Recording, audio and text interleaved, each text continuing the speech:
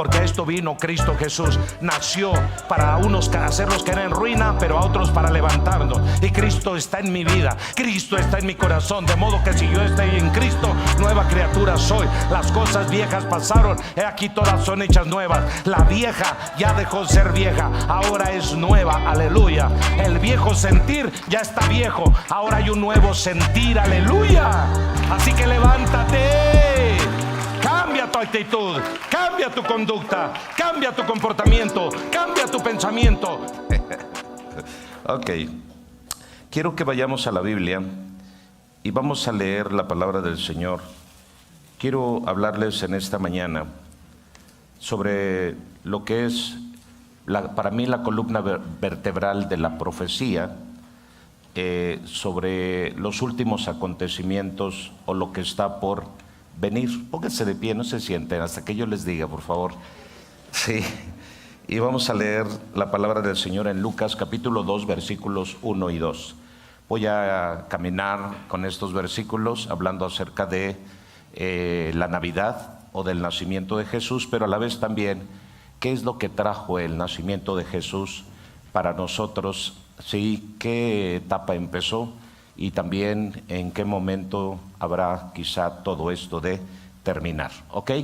Vamos a ver, vamos a la Biblia, Lucas capítulo 2 versículos 1 y 2, por favor, ¿sí me lo ponen? Bien. Por aquel tiempo el emperador Augusto ordenó que se hiciera un censo de todo el mundo. Este primer censo fue hecho siendo Quirinio gobernador de Siria. Vamos a orar. Padre, te damos gracias en el nombre de Jesús. Queremos que nos hables a través de tu palabra y podamos fluir en el conocimiento de esta para prepararnos para tu venida. Muchas gracias por ayudarnos, Dios, a reunirnos en esta casa, en el nombre de Jesús. Amén. Ahora sí, ocupen su lugar. Bien. Es verdad que no hay una fecha que nos pueda decir cuándo nació nuestro Señor Jesucristo. Hay mucha controversia con respecto a esto. Si ustedes van a las páginas en las redes sociales y buscan información acerca de esto, dentro de la iglesia o dentro de las denominaciones religiosas hay controversias por las cuales se dice acerca de que Jesús, por ejemplo, la más grande es que Jesús no nació el 24 de diciembre o el 25 de diciembre. Y esto por supuesto que despierta muchos problemas dentro de la fe cristiana, ya que algunos están a favor de celebrar la Navidad y otros están en contra de celebrar la Navidad.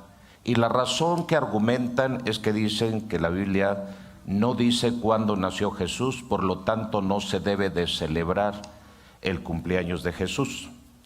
Algunas otras sectas llegan a hablar, o grupos religiosos, llegan a decir que no se celebra el cumpleaños de Jesús, porque en el caso de Faraón de Egipto, él celebraba su cumpleaños, pero era un multihomicida, porque en ese tiempo también mandó a matar a los niños en el tiempo de Moisés. Y otro, Herodes el Grande, que mató a Juan el Bautista, lo profético, en el tiempo de su cumpleaños, y que también por esa razón no se deben de celebrar los cumpleaños.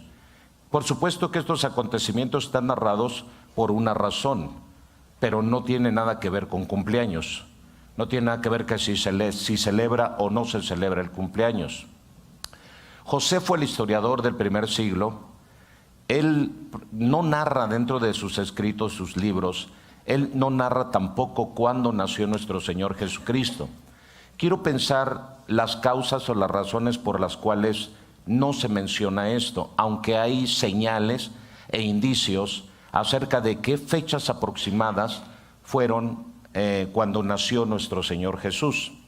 Aunque no diga exactamente las fechas, pero ha habido personas, investigadores, que se han encargado de buscar, de tratar de llegar por medio de la historia y de los acontecimientos, encontrar cuándo fue la fecha probable del nacimiento de Jesús.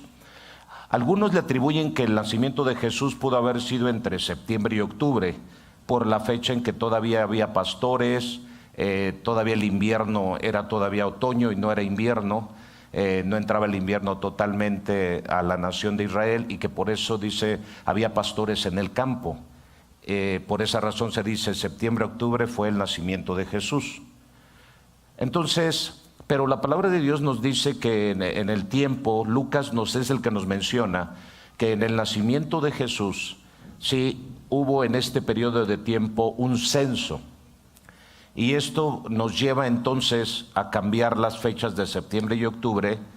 Y además también, si Jesús es el que vino para traer la salvación, si Jesús es el enviado de Dios, si Jesús es el que habría de cumplir ciertas profecías, porque todo el Antiguo Testamento apuntaba siempre hacia la venida de Jesús, hacia la venida del Mesías. Le llamamos una sombra de lo porvenir.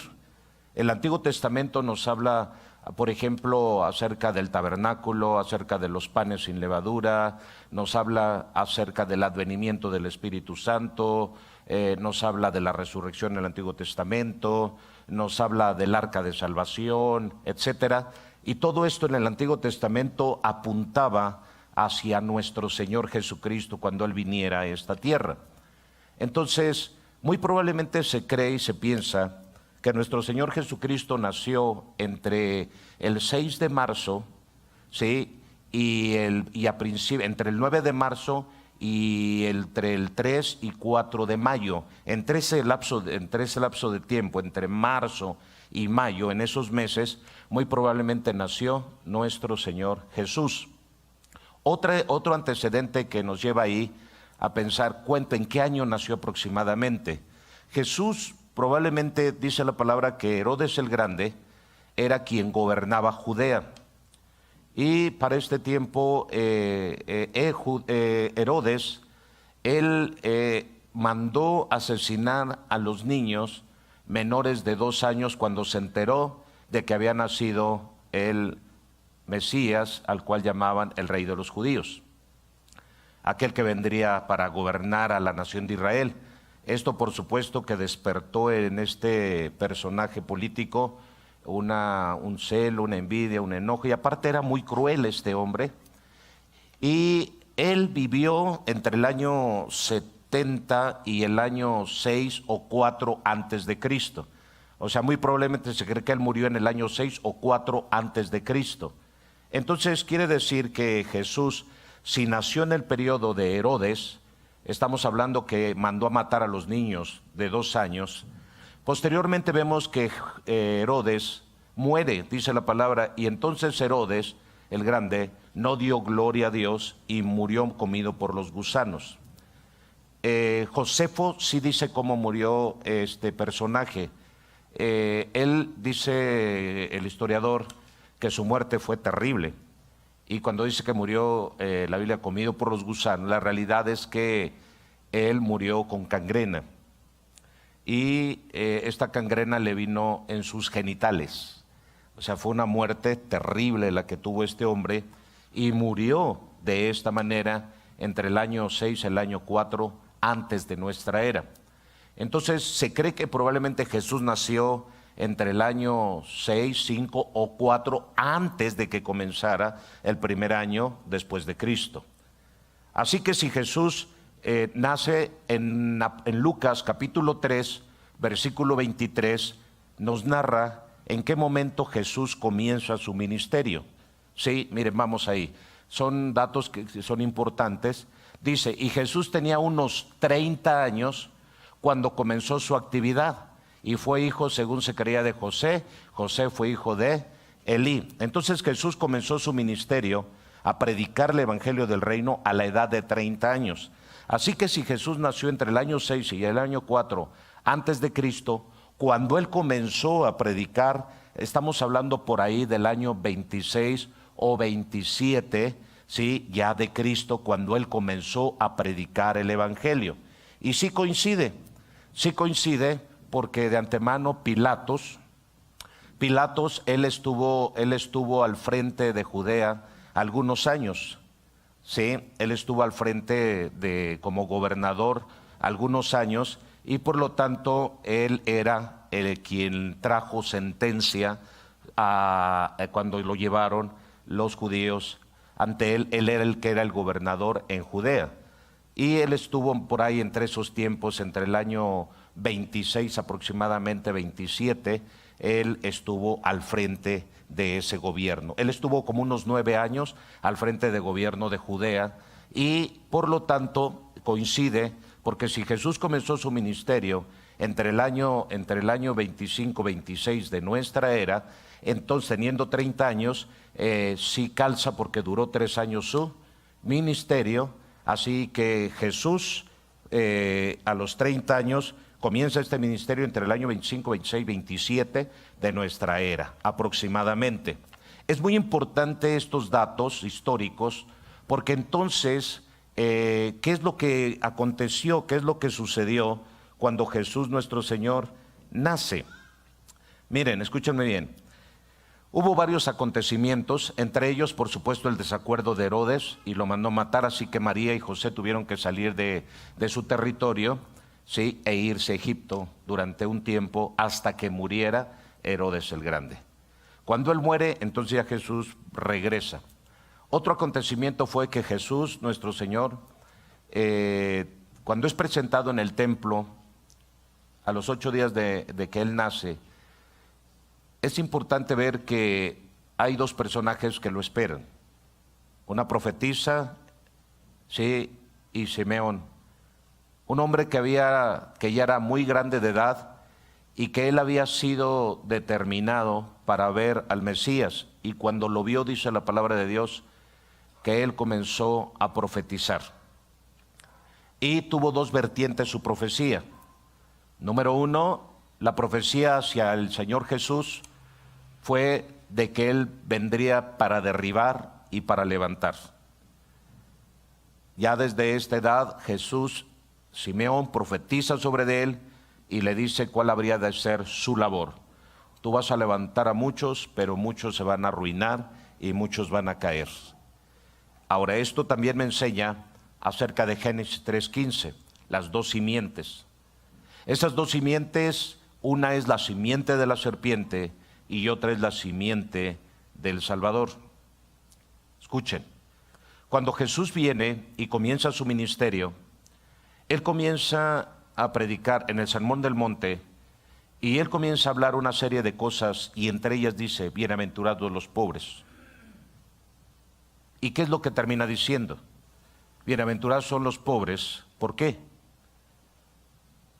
¿Por qué? ¿Alguien recuerda? ¿Por qué? ¿Alguien recuerda cómo dice el texto? Sí, de Mateo 5, Mateo 6, Mateo 7. ¿Alguien recuerda? Bienaventurados los pobres. ¿Por qué? ¿Por qué? Grítenlo, ¿por qué? Porque de ellos, ¿qué es? El reino de Dios. Escúchenme bien. Cuán importante es que entonces, pero los pobres no tiene que ver con un asunto monetario, no tiene que ver con un asunto de dinero, aunque inmediatamente cuando se habla de pobres, inmediatamente lo que se hace es pensar en asunto monetario. Lo que pasa es que había dos descendencias. Esas 2 descendencias, una era la descendencia de la serpiente y otra era la descendencia de Dios. Y siempre desde Génesis 3:15 ya viene profetizado todo lo que habría de acontecer, todo lo que habría de venir. De la simiente de la mujer habrá de nacer alguien que le aplastará la cabeza a la serpiente. Pero esa serpiente habría de tener una descendencia. Así que Jesús vino para marcar un antes y un después. Escúchenme bien, el nacimiento de Jesús no solamente viene para nacer y ya celebramos un acontecimiento, no, sino lo que está ocurriendo es que cuando Jesús viene, está marcando un antes y un después. Por eso se dice antes y después de Cristo. Quiero que lo entiendan bien, ¿están aquí?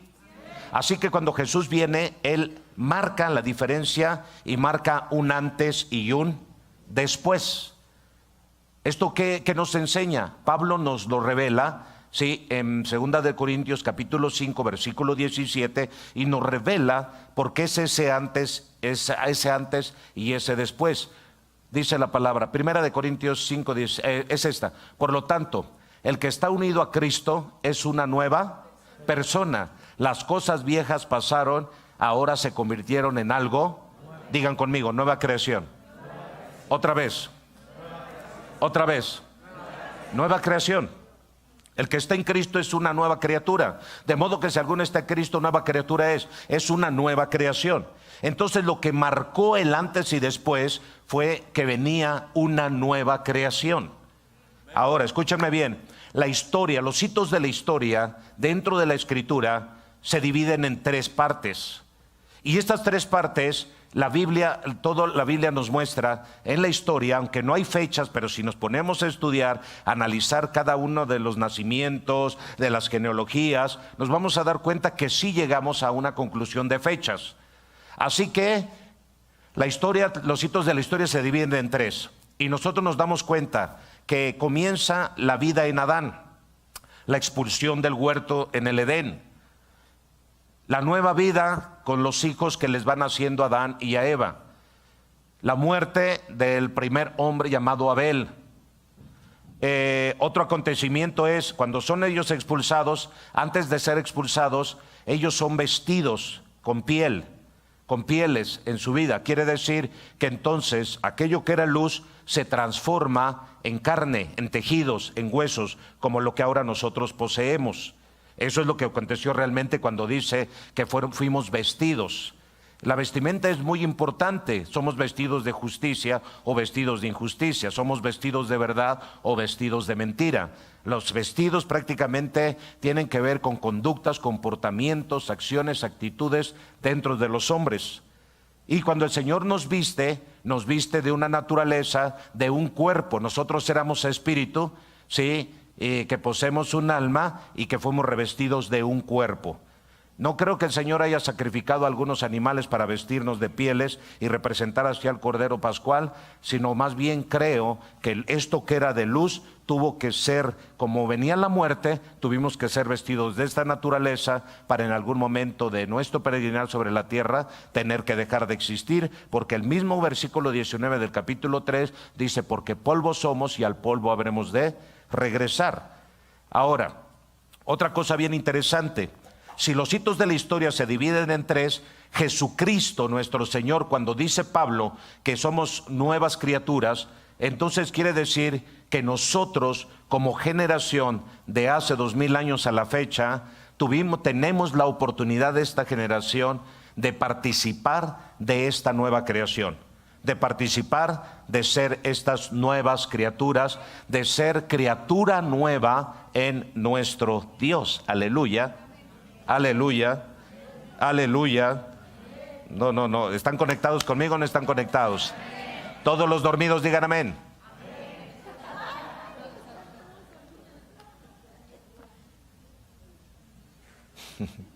Ya me estorbé.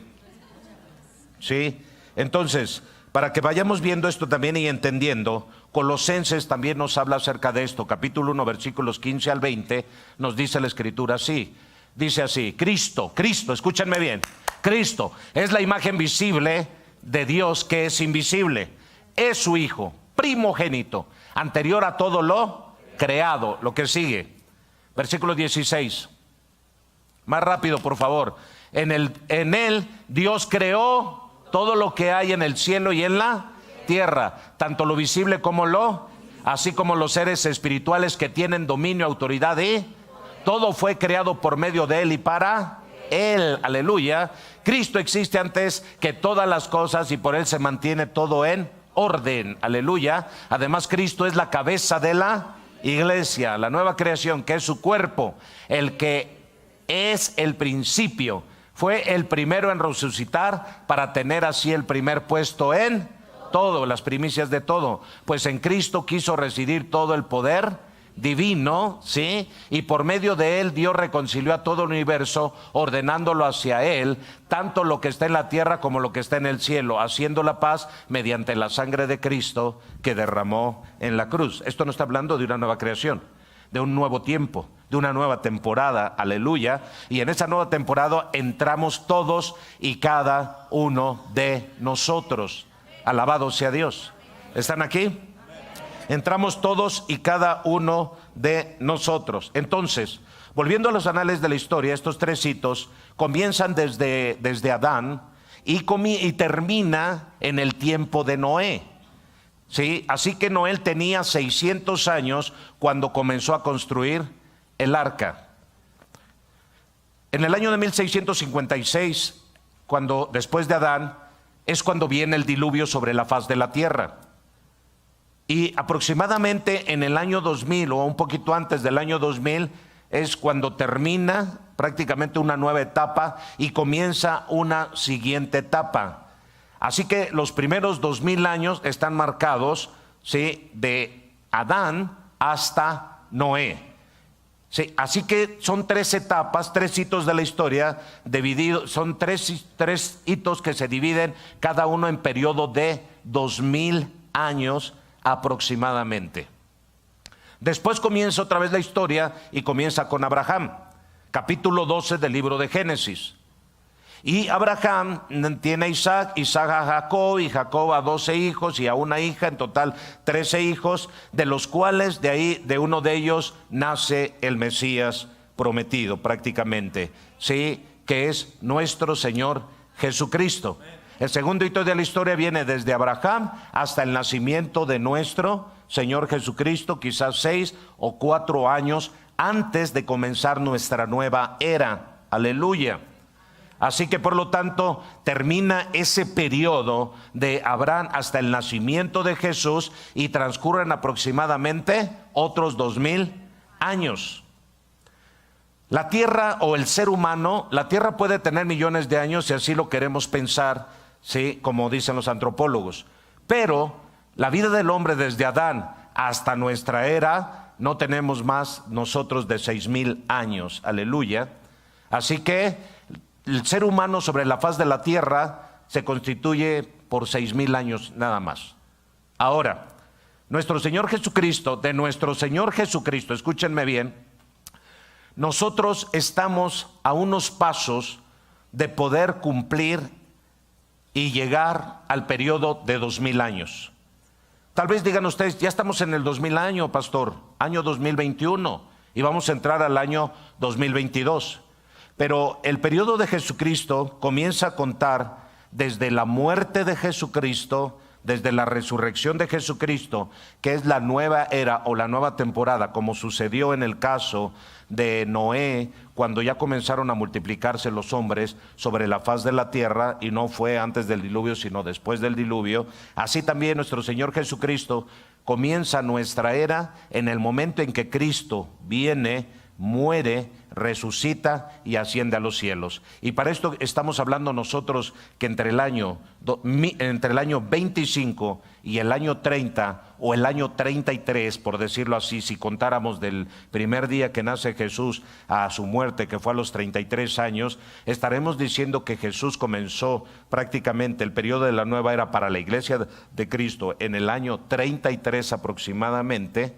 Así que del año 33 sumamos 2000 años y estamos nosotros pensando que nuestro Señor Jesucristo muy probablemente esté preparando ya las moradas eternas entre el año 2033, 2035 de nuestra era. ¿Alguien está oyendo? ¿Alguien está oyendo? Por eso es que se empieza a escuchar el rumor. Cuando se escucha el rumor hay que estar apercibidos y preparados, porque todos los pastores en todas las partes del mundo estamos siendo inquietados a hablar acerca de la venida de nuestro Señor y Salvador Jesucristo. Todo está preparado, la tecnología está preparada, la digitalización está preparada, todo el campo y el territorio está preparado, las organizaciones están preparadas, el globalismo ya está listo, la ciencia ya está lista para todo lo que habrá de acontecer. Así que nosotros como personas debemos tener una mentalidad de reino, y al tener una mentalidad de reino también tenemos que preparar mentalizarnos, por lo menos en esta década o en estos últimos 15 años, para estar apercibidos acerca de la venida de nuestro Señor Jesucristo. Ahora, si esto no te basta, entonces pensaríamos un poco en lo que Mateo 24 dice acerca de los acontecimientos que habrían de venir antes de que el Señor vuelva. Otra evidencia es, la Primera Guerra Mundial comenzó en 1914. ¿Estamos aquí? 1914. Ahora, hay un pasaje que a nosotros nos muestra cuánto tiempo va a durar antes de que acontezcan todas estas cosas. Jesús les dijo a sus discípulos: no pasará esta generación sin que acontezcan todas estas cosas. ¿Qué señales habrá de tu venida, del fin del mundo, de tu pronto regreso, cuando todo termine? ¿Qué señales habrá de tu venida?, le estaban preguntando. Y la Biblia nos da en Génesis capítulo 6, el Señor nos dice cuánto tiempo habría de durar la existencia de los seres humanos sobre la faz de la tierra. En Génesis 6 nos dice cuánto tiempo habrían de durar los seres humanos sobre la faz de la tierra. Génesis 6 dice: pero el Señor dijo: no voy a dejar que el hombre viva para siempre, porque él no es más que carne, así que vivirá solamente 120 años. Estos 120 años, hay algo que me llama mucho la atención. Nosotros solamente hay un pasaje que dice que un día para el Señor son 1000 años. Un día para el Señor. Esto llama mi atención. Quiere decir que hay un día para nosotros y hay un día para el Señor. A ver, otra vez. Esto no está hablando muy fuerte, que entiéndanlo, por favor, conéctense. Cuando nos habla acerca de 1000 años, eso corresponde a nosotros. Pero al Señor, lo que a nosotros corresponde, un milenio, a Él le corresponde un día. Ahora, hay un día del Señor, el día de la ira del Señor, el día de la venganza del Señor. ¿Alguien está aquí? Sí, al igual que nosotros, nos corresponde un determinado día. Entonces vamos a ver, a nosotros nos corresponde un determinado día y al Señor le corresponde un día.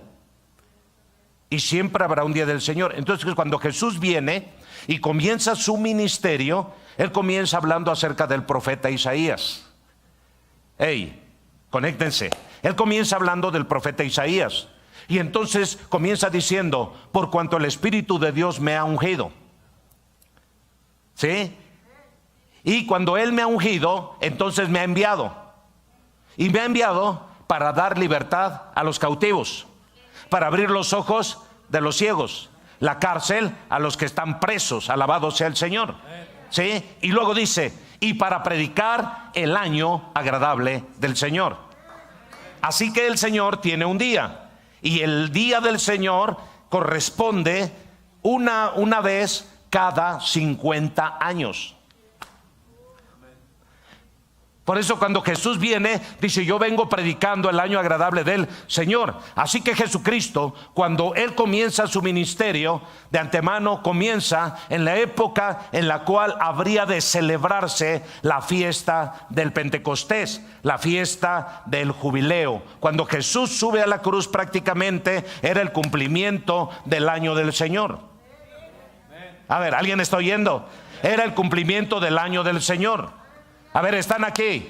Era el cumplimiento del año del Señor. Así que el ministerio de Jesucristo, Él nace, Él viene y se prepara durante 30 años y espera los tiempos. Y tuvo que esperar Jesús, tuvo que esperar 30 años. Pudo haber esperado 20 si el Pentecostés tendría que llegar, o la fiesta del jubileo que se celebraba cada 50 años, si tenía que ser, si era 20 años después de que Jesús naciera, a los 20 años Él hubiera subido a la cruz. Pero no, Jesús tenía que tener 30 años exactos, porque para que Él pudiera ser reconocido como un yishbá o como un rabí, no podía ser menos de 30 años.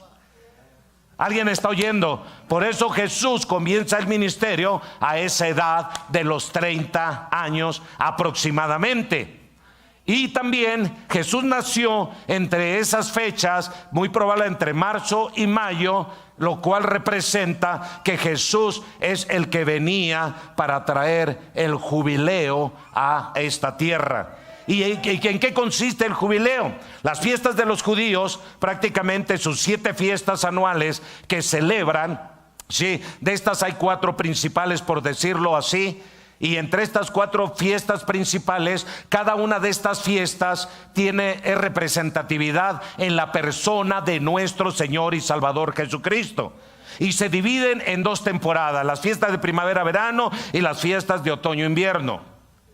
Así que las fiestas de otoño-invierno, vamos a hablar de la fiesta de las cabañas, de los tabernáculos, vamos a hablar de la fiesta de las trompetas, y aún la que se agregó por causa de los que mataron en los, ¿cómo se llamaban, Enrique? Los macabeos. Ellos establecieron en el año 165 a.C. la fiesta de las luces, Hanukkah. ¿Alguien está oyendo? Sí, pero en los primeros meses de verano, de primavera-verano, porque para ellos, para el pueblo de Israel, su año nuevo no es en diciembre, es en septiembre-octubre. Ellos comienzan su año nuevo en esas fechas. ¿Alguien está aquí? Así que para ellos también no es el mismo calendario que nosotros tenemos, el gregoriano. Es el calendario hebreo y el calendario gregoriano. Y ellos operan por el calendario lunar, no solar como lo hace el calendario gregoriano. Ahora escúchenme. Entonces Jesús nuestro Señor viene para cumplir un tiempo, una temporada, pero viene en una fiesta. Por eso tienes que entender que el reino de Dios es una fiesta. ¿Alguien está oyendo? El reino de Dios es una fiesta. ¿Alguien está oyendo? El reino de Dios es una fiesta. Ahora, dice, no, es que poner el árbol de Navidad no es correcto dentro del templo o dentro de esto, porque la Biblia lo prohíbe. Escúchenme bien, escúchenme bien. Para nosotros es solo adorno. Nosotros no estamos adorando, no estamos celebrando. No, pero que la esfera que representa. No, señores, entiendan bien. La natividad, lo que siempre Satanás trata de apagar. Todo lo que tiene que ver con luces no tiene que ver con el diablo. El diablo es tinieblas, el diablo es oscuridad. Jesucristo es luz, aleluya. Yo soy la luz del mundo. Tú eres luz, yo soy luz. Somos la luz del mundo. Nosotros no ponemos árboles de oscuridad, ponemos luces. Es luz, luz, luz, luz, luz, luz, luz, luz, luz. Se llena la tierra de luces. Y no porque celebremos al sol. Ahora, si Josefo no está mencionando el nacimiento de Jesús, no es porque se prohíba, sino simplemente porque había un acontecimiento. No podía celebrarse. El pueblo romano era muy celoso y muy especial con sus celebraciones. Y ellos tenían a su dios Zeus, y ellos adoraban a su dios Zeus. Así que no podía haber el reconocimiento del nacimiento de alguien para ser celebrado, porque se levantarían en contra y le cortarían la cabeza a cualquiera que quisiera poner el nacimiento de alguien y celebrar su cumpleaños y ponerlo por encima del propio dios Zeus y de todo este tipo de cosas. Así que no tomaron como relevante el nacimiento de Jesús. No tomaron como relevante cuándo nació Jesús, ni ningún historiador menciona prácticamente la fecha exacta en la cual nació nuestro Señor Jesucristo. Pero cuando Jesús viene, dice, Él viene en su nacimiento, Él viene para levantar y para traer ruina, y será como una roca que caerá sobre los que le rechacen y sobre los que le repudien. Así que, y sin embargo, para nosotros los que creamos en Él, vamos a ser levantados, vamos a ser restaurados, vamos a ser regenerados, vamos a ser transformados, vamos a ser una nueva creación en Cristo Jesús, Señor nuestro. ¡Aleluya! Ahora, volviendo a Génesis 6:3, fíjense, Él viene para anunciar el año agradable del Señor. Así que Jesucristo comienza su ministerio, o Él termina su ministerio en una fiesta del jubileo. Y Jesús comienza su ministerio en una fiesta. No, Jesús comienza su ministerio en una fiesta. ¿Sí? Y fue en las bodas, en las bodas. Y Jesús termina su ministerio en un tiempo de fiesta. A ver, otra vez. Jesús comienza su ministerio en unas bodas. Y Jesús termina su ministerio en una fiesta, que estaban celebrando la fiesta de la Pascua. Y la fiesta de la Pascua, todas las fiestas judías que creen, están impregnadas de alegría, de gozo. Ustedes están reaguados, reamargados, no sé qué les pasa. Dije todas las fiestas. Díganme cuándo han ido ustedes a una fiesta y están todos como en velorio. ¿Sí es así? No es tanto que a los chamacos. ¿Por qué les gusta a los chamacos ir a las fiestas? ¿Porque están reaburridas? No, porque hay fiesta, porque hay gozo, porque hay alegría, porque hay chispa, porque hay de todo. ¿No estamos de acuerdo? ¿Estamos de acuerdo? Entonces, las fiestas judías tienen que ver con eso: alegría, libertad, gozo. Conmemoran acontecimientos maravillosos, la Pascua, la libertad, cuando salen de la esclavitud de Egipto. Todo esto tiene que ser celebrado. Así que Jesús comienza el ministerio con una fiesta y termina su ministerio con una fiesta. Ahora, cada 50 años es el día del Señor. Durante 49 años, cada año celebran 7 fiestas al año el pueblo judío, durante 7 días. El 7 es muy representativo dentro de la Biblia. 7 días que duran las fiestas. ¿Sí? Y después vienen los shemitas, que tienen que ver con 7 años, y cada 6 años trabajan la tierra, y al 7º año dejan descansar la tierra. Todo con 7. Y 7 periodos de tiempo, 7 semanas de 7 años suman 49. Y todos estos 49 años tienen que ver con fiestas de celebración del pueblo de Dios hacia Dios. Y después viene la ley de Dios.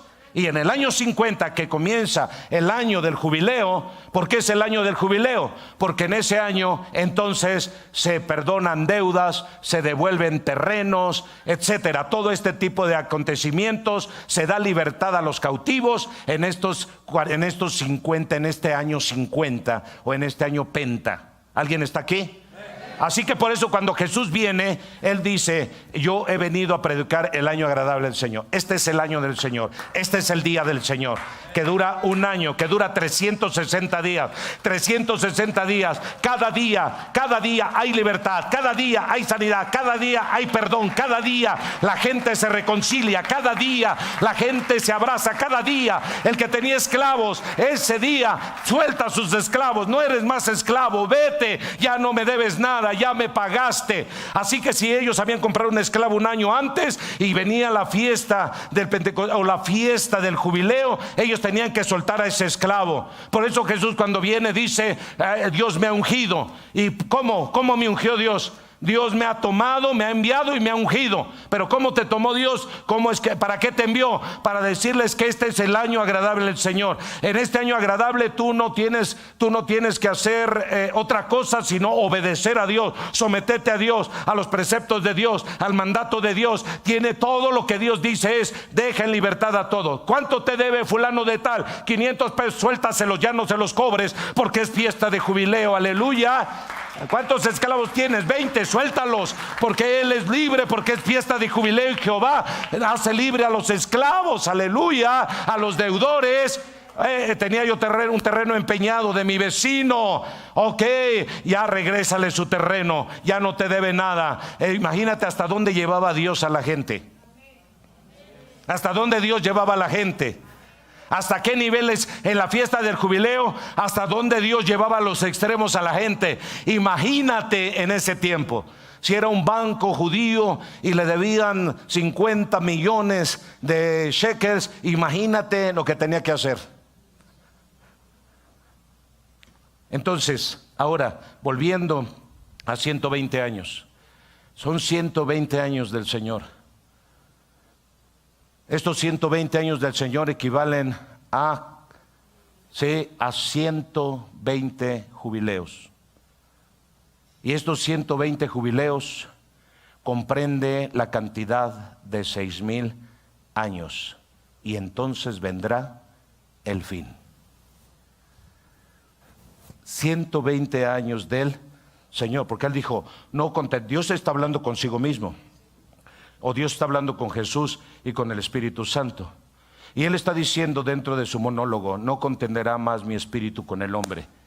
Así que yo le daré 120 años a la vida del hombre. Ahora, si estos 120 años fueran reales, entonces ¿por qué vivió más de 900 Adán? ¿Y por qué la gente comenzó a vivir más de esa edad? Si estos 20 años, no, lo que pasa es que son 120 años en la agenda de Dios. Y Dios nos dio 6,000 años. para que nosotros camináramos sobre esta tierra y tuviera fiel cumplimiento los tiempos de nuestro Dios. En 1914 dice el Señor: cuando vierais estas cosas, estad preparados, porque no pasará esta generación sin que acontezcan todas estas cosas. Échenle. Si no les convence que Jesús nació en el año 4, ¿sí?, o en el año 1 y echó 33 años de vida y comenzó la nueva temporada en el año 2033, a nosotros nos restan aproximadamente 12, 13, 14 años antes de que Cristo venga, con esa fecha, proféticamente hablando. Ahora, si esto no les convence, vámonos a 1914, que comenzó la primera guerra y rumores de guerra y nación contra nación. Sí, 1914 más 120 años, año 2034. Si lo quieren más contextualizado o más actualizado. Así que ustedes suman 120 años, cuando comience esta cosa, súmale 120 años literales en tu agenda. 1914 más 120 te da año 2034, que es parecido al año 2033, 34, 35, 36, de cuando Cristo vino a esta tierra. Por ambas partes nosotros sumamos y nos da estas fechas. Así que Cristo está por venir. La agenda globalista comenzó en el año de 1984 y ha ido con todo. Y en el año 2030 empieza el periodo posthumanista. Desde el 2029. Conforme vayan pasando los años, vamos a ir dando cuenta a qué se refiere esta agenda del año 2030, de la agenda globalista, que no es otra cosa más que la preparación, y muy probablemente nos toque ver y conocer a quién habrá de ser la vasija del diablo y se convierta en el anticristo del tiempo final. Y cuando vieres que se manifiesta este personaje, entonces ya, alzad vuestros ojos al cielo y ver que el tiempo de vuestra redención está cerca. Otra cosa, la generación de menores de 30 años es una generación que está preparada para ser el ejército de Satanás del último tiempo. Porque esta generación no cree en Dios, esta generación rechaza a Dios, esta generación es blasfema, esta generación es hasta herética. Esta generación le emociona más el estreno de una película que venir y adorar a Dios y orar a Dios y ayunar a Dios. No le importa. Se emociona más con la tecnología, se emociona más con las redes sociales, se emociona más con los robots, se emociona más con todo lo que pueden ver en esta tierra, y las cosas de la fe les parecen aburridas y tediosas. Así que yo tengo un hijo menor de 30 años y es un hijo que aquí está y solo él sabe dónde está su corazón. Yo veo su cuerpo, pero no sé dónde está su corazón. Yo veo su cuerpo, pero no sé dónde está su fe. Yo veo su cuerpo y sus manos que tocan y que sirven al Señor, pero no sé dónde está parado él en este momento. Él sí lo sabe. Y al igual que él, muchos de los que están aquí también saben dónde están parados, chavos. Saben cuál es su corazón, saben si están conectados con Dios, o están pensando en la nueva canción de moda, o están pensando en la nueva película que se va a estrenar, o están pensando, ¿sí?, en el nuevo cotorreo que se van a aventar, o en la nueva droga que se van a fumar. No sé en qué estén pensando. O están pensando en la nueva chava que se van a conquistar, o están pensando prácticamente en qué travesura van a hacer, porque de trabajo y de ser productivos, parece ser que no les interesa absolutamente nada. Jesucristo está por venir y este ejército de chavos está preparado porque son capaces de entregar a sus propios padres cuando venga la persecución.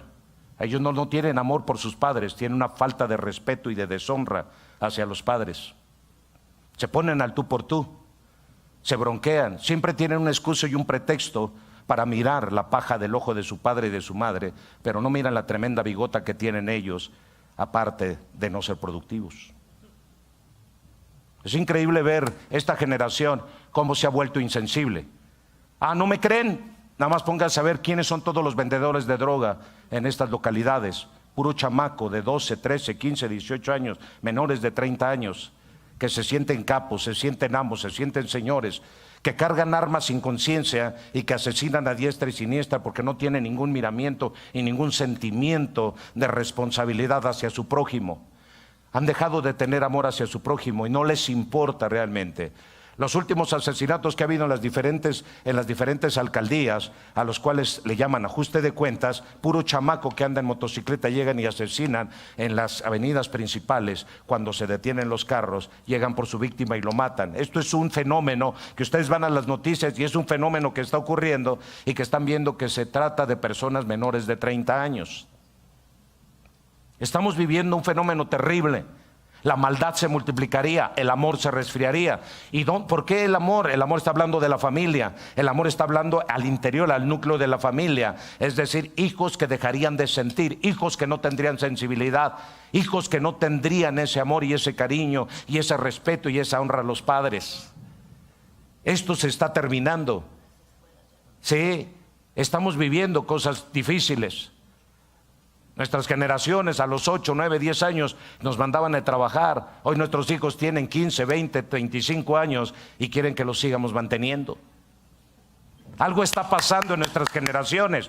Pero Dios ya lo había dicho, que es el último tiempo, que la gente actuaría de esta manera. Y entonces los hijos entregarán a los padres y los padres entregarán a los hijos. O hacemos algo nosotros y nos metemos con Dios y pedimos un rompimiento por nuestros hijos y pedimos que Jesús venga y traiga libertad de la cautividad en la que ellos se encuentren por nuestros hijos. Y nuestros hijos toman la decisión de caminar en el orden de Dios y de someterse a Dios y de rendirse a Dios. O si no, serán los instrumentos en la próxima década que Satanás utilizará, como utilizó a Judas o como utilizó a Herodes o como utilizó al faraón en el tiempo antiguo, para traer destrucción a estas generaciones o a esta generación. Estamos preparándonos para la venida de Jesús. La iglesia de Cristo se tiene que preparar. La iglesia de Cristo se tiene que llenar. Olvídense de cosas, si hay que poner árbol, no hay que poner árbol. Olvídense de que si hay que celebrar, claro que tenemos que celebrar. Tan solo en estas fechas tendríamos algo que celebrar: la vida. ¿Cuántos de nosotros estamos vivos? No morimos en estos 2 años de pandemia. ¿Cómo que no vamos a celebrar? Y cuando celebramos la vida, celebramos a Dios. Y cuando celebramos la vida, celebramos a Cristo. Y no importa si es 24, 30, 80, 100. Lo que tenemos que hacer es que tenemos que celebrar la vida. Yo soy la vida, dijo Jesús. Hagan fiesta en su casa. Pastor, yo no estoy de acuerdo que sea el 25, hazla el 20. Pastor, yo no estoy de acuerdo que sea el 24, hazla el 21. Pero celebra la vida. Algo tienes que celebrar, y celebrar la vida es celebrar a Dios. Celebrar la vida es celebrar a Jesús. Celebrar la vida es celebrar que vives. Y celebrar la vida es que te estás demostrando que estás vivo. Y el que está vivo no está amargado. Y el que está vivo no está triste. Y el que está vivo no está deprimido. Y el que está vivo no está lleno de odio. Y el que está vivo no está lleno de rencor. Y el que está vivo sabe perdonar. Hagamos de estas fechas un jubileo, aleluya. Y si tú tienes algún deudor, suéltalo. Porque tienes rencor, tienes odio, ya suelta a tu marido, ya no cargues al muerto en tu espalda. Ahora celébralo. Celebra la vida, mi amor, vamos a celebrar realmente. Todo el año me hiciste pedazos la vida, pero hoy Dios ha reconstruido cada pedazo y ya me volvió a formar, porque a esto vino Cristo Jesús. Nació para a unos hacerlos caer en ruina, pero a otros para levantarnos. Y Cristo está en mi vida, Cristo nació en mi vida, Cristo está en mi corazón. De modo que si yo estoy en Cristo, nueva criatura soy. Las cosas viejas pasaron, he aquí todas son hechas nuevas. La vieja ya dejó de ser vieja, ahora es nueva, aleluya. El viejo sentir ya está viejo, ahora hay un nuevo sentir, aleluya. ¿Alguien está recibiendo?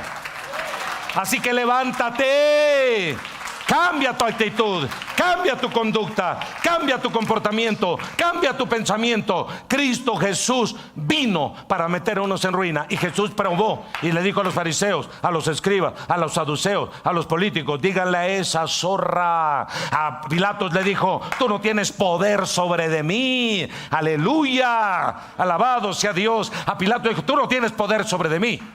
No tienes poder sobre de mí. Tú estás ahí porque Dios, mi Padre, te puso, porque Él quita y Él pone reyes.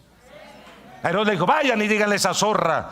No se doblegaba ante nada. Él era la verdad, Él es la vida, y Él venía predicando de esta manera. Y a los fariseos les dijo: ciertamente ustedes son una generación de víboras, serpientes, que por fuera tienen apariencia y por dentro están podridos, por dentro están corrompidos, por fuera tienen piel de oveja y por dentro son lobos rapaces. Y los confrontó. Esa es la élite del último tiempo. A la élite no le importan los pobres, a la élite no le importan los necesitados. ¿Por qué creen que al señor López Obrador le dicen que es el Mesías? Y lo comparan y dicen que el Mesías como Jesús, porque a Jesús le importaban los pobres. Y cuando hablamos de los pobres, es la gente que tiene necesidad. Dale gracias a Dios que no eres de la élite.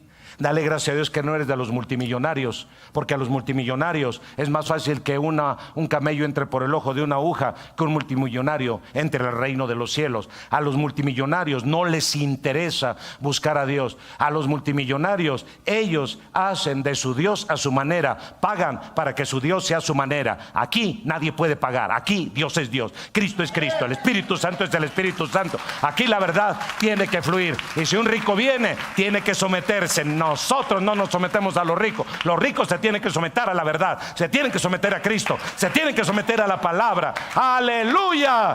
Por eso somos bienaventurados.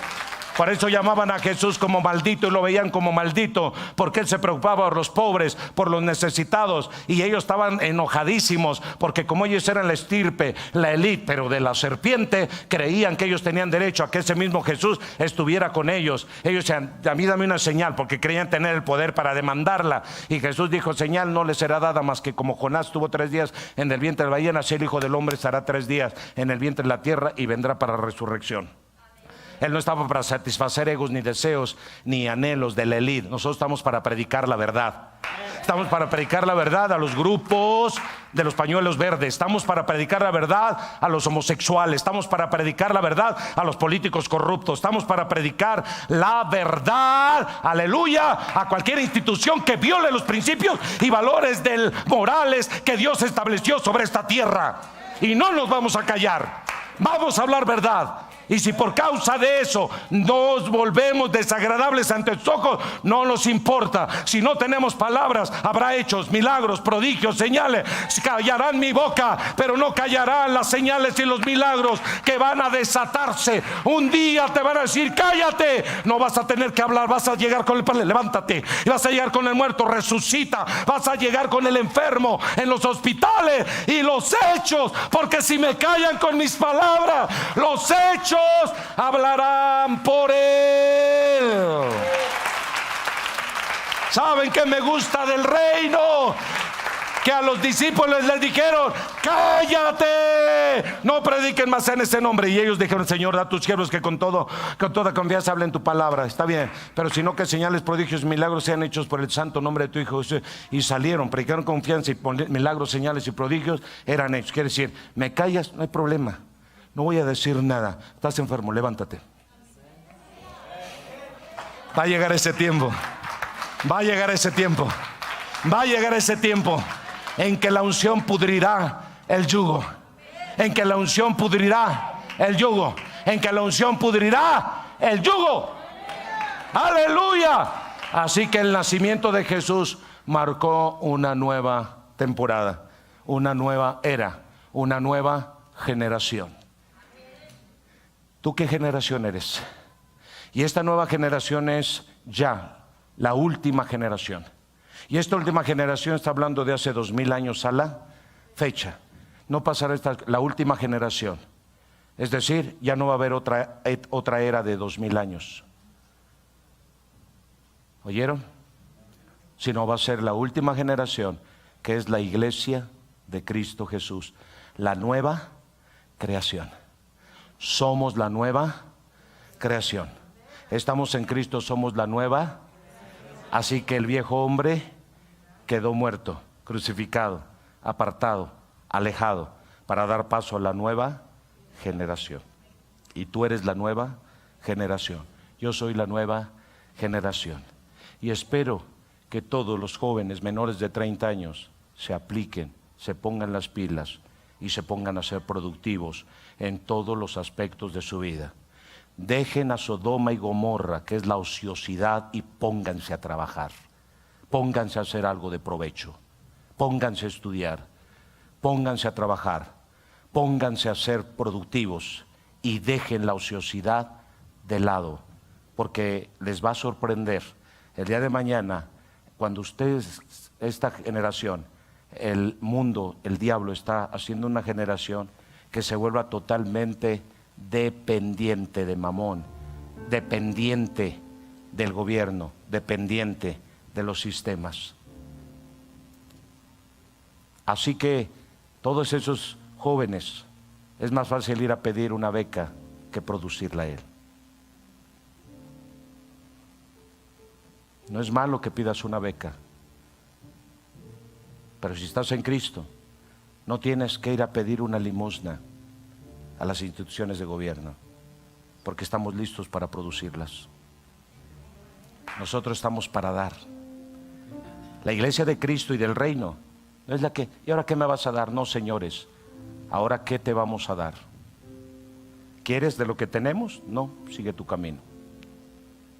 No somos los que vamos a ir a mendigar, a tocar puertas ahí a las camarillas de diputados y de senadores para que nos den algo. No vamos a ir a pedir a las alcaldías, señora alcaldesa, denos algo, tu abuela, necesitas algo de mí, ya sabes dónde estoy.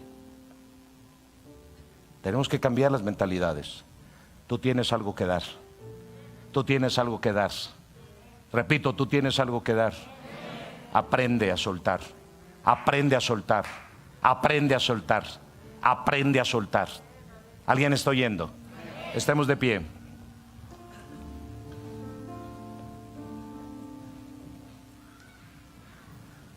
Es el año del jubileo para nosotros.